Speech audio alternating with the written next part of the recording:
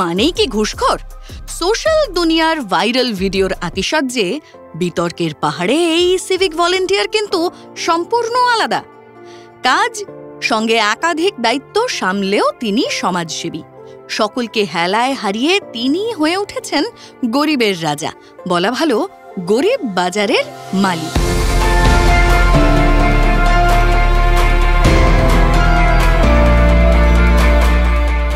অমিত সরকার উত্তর ২৪ পরগনার নিমতা থানায় কর্মরত এই সিভিকের কাজে তাজ্জব নেট দুনিয়া।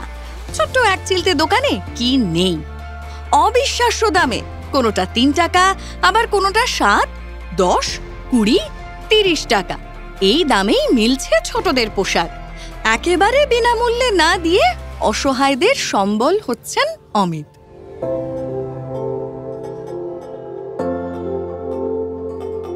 কিন্তু কেন এই উদ্যোগ? কিসের তাগিদে মানুষের পাশে এই সিভিক ভলেন্টিয়ার? ছোটবেলায় একবার আমার পুজোর সময় জামা কাপড় হয় না, কিছু বন্ধু বান্ধব ছিল যারা নতুন জামা কাপড় হয়নি বলে আমার ঠাকুর দেখতে নিয়ে আনি। সেটাই ছিল সবথেকে বড় আমার আঘাত, কষ্ট। ঘুরে দাঁড়িয়েছি যে সে সময় আমি গরিব ছিলাম। আজকেও আমি গরিব, আমিও একটা গরিব ঘরের ছেলে। গরিব ঘরের ছেলে হয়ে আমি সেই সব গরিব শিশুদের পাশে দাঁড়াতে চাই। আর তার লক্ষ্য, তার মেন উদ্দেশ্য যেটা আমি আপনাদের সামনে নিয়ে এসেছি, গরিব বাজার। তখন থেকে মনের মধ্যে একটা কিছু আঁকড়ে ছিল, তাই ফট করে নামটা দিয়ে দিয়েছিলাম গরিব বাজার। কত বছর ধরে আপনি এই গরিবের বাজারটা চালাচ্ছেন? এটা 6 বছর হলো। ব্যবসা করা আমার উদ্দেশ্য না, শিশুদের, ছোট ছোট শিশু, যত অসহায় শিশু রয়েছে তাদের মুখে হাসি ফোটানোই হচ্ছে মেন আমার উদ্দেশ্য। প্রত্যেকটা জিনিসে সব জিনিসে লাভ করা সম্ভব নয়। অনেক জিনিস আছে প্রচুর যেখানে আমার লস হয়ে যায়, কিন্তু আমার লসের বিনিময়ে কোনো একটা গরিব ঘরের অসহায় দুস্থ শিশু, তার মুখে হাসিটা আমি দেখতে পাই। এটা আমার কাছে পাওয়া, এটাই আমার আনন্দ। এর থেকে বেশি কিছু চাই না আমি।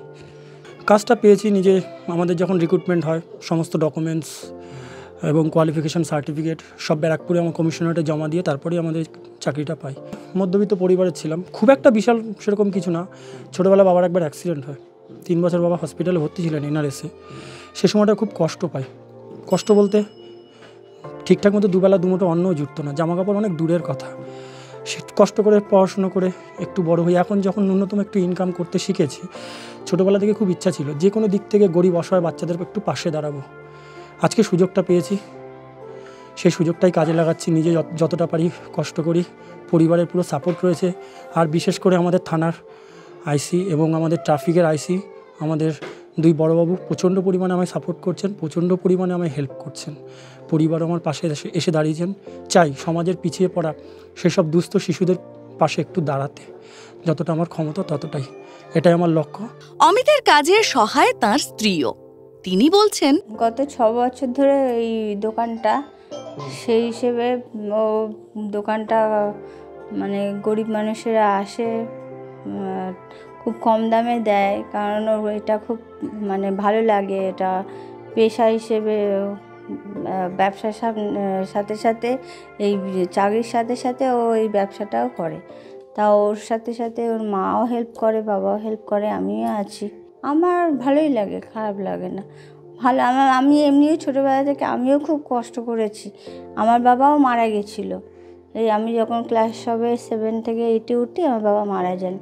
তখন আমাদের অভাব, আমার বোনটা একটু প্রবলেম আছে, হ্যান্ডিক্যাপ, মেন্টালি হ্যান্ডিক্যাপ। তাকে দেখা, আমার মা খুব কষ্ট করে ঠোঙা বিক্রি করে আমাদেরকে খাইয়েছে, পড়াশোনা শিখেছি, উচ্চ মাধ্যমিক পাস করেছে। সেই হিসেবে কষ্টটা আমি বুঝি মানুষের, ওই জন্য আমিও না করি না, ঠিক আছে করো। আমি একদিন রাস্তা দিয়ে আসছিলাম, বলে ওই দেখ গরিবের বাজার। তা আমি বলছি কি, আমি ওকে এসে বললাম, ও বলছে তাই বলছে। আমি বলছি বলুক গিয়ে, তুমি তোমার কাজ চালিয়ে যাও। প্রায় একই সুর নিমতা থানার ভারপ্রাপ্ত আধিকারিকেরও। তিনি বলছেন, এটা আমাদের ব্যারাকপুর পুলিশ কমিশনারেটের কাছে এবং পশ্চিমবঙ্গ পুলিশের কাছে অত্যন্ত গর্বের বিষয়। আমরা যেমন নিজেদের পরিবারের জন্য বা নিজেদের প্রয়োজনে চাকরি করি, সেখানে একটা আমাদের দায়বদ্ধতা বা দায়িত্ব থাকে।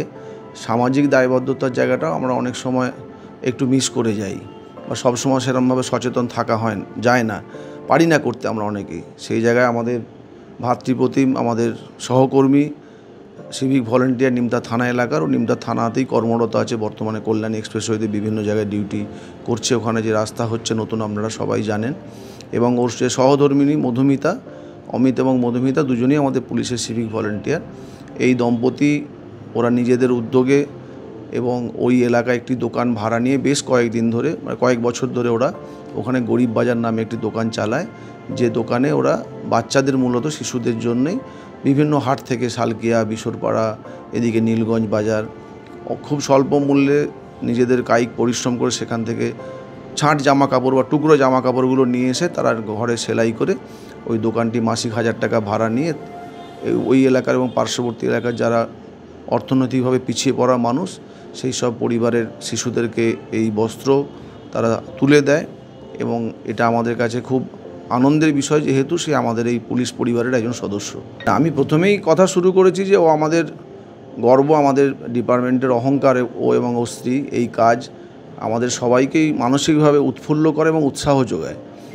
তো আমরা চাইবো ওর পাশে থাকতে, এবং আরও আমরা যারা সহকর্মী ওর আছি, এইভাবে যদি বিভিন্ন ক্ষেত্রে, সমাজের আরও অনেক ক্ষেত্র আছে যেখানে এই ধরনের কাজ করার স্কোপ আছে, বিশেষ করে পুলিশের তো অনেক বেশি আছে। আমরা চেষ্টা করব এই ধরনের কাজকে আরও উৎসাহিত করতে, যারা আমাদের সহকর্মী আছে তাদেরকে দিয়ে। আর একজন আধিকারিক হিসেবে বা আমার থানার সহকর্মী হিসেবে যেভাবে পাশে থাকা, সেটা আমরা সবসময় চেষ্টা করব যাতে ওই কাজকে আরও আগামী দিনে আগিয়ে নিয়ে যেতে পারে।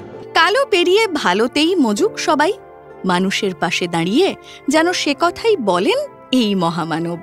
ক্যামেরায় সুমন দাসের সঙ্গে রমেন দাসের রিপোর্ট, সংবাদ প্রতিদিন.in।